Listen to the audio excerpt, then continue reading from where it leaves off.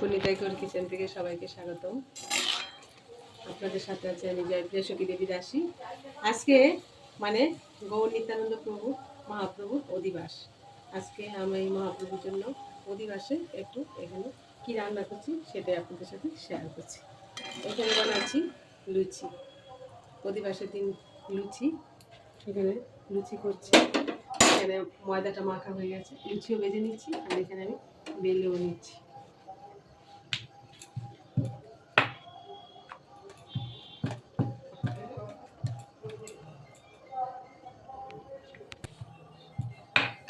Plane লুচি একটু ময়ন দিয়ে মেখে নিয়েছি আর বেজে নিচ্ছি ভগবানের ভোগের জন্য লুচিগুলো।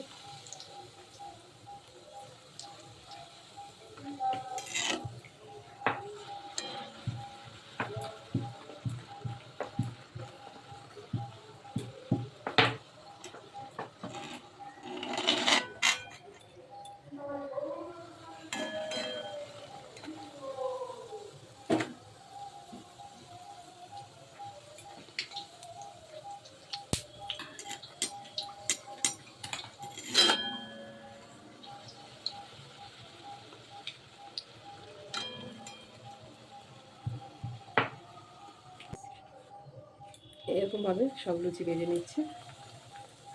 তেলটা খুব ভালো করে গরম করে হ্যাঁ, এই যে আস্তে আস্তে লুচিগুলো ফুলে যাবে। এরকম লুচি যখন ভালো ফুলবে না তখন ওই লুচিটা খেতেও খুব ভালো হয়, ভালো সুন্দর ফুললে লুচি। আর যদি না ফুলে সেই লুচিটাও ভালো লাগে না। এখানে আমি আলুর সবজি বানিয়েছি। প্রেশার কুকারে একদম হালকা পাতলা, কিন্তু এটা হালকা পাতলা হতে পারে কিন্তু খুব টেস্ট হয়। এখানে আমি মানে বুকের প্লেটেও বেরিয়ে নিচ্ছি, ঠান্ডা করে নিচ্ছি।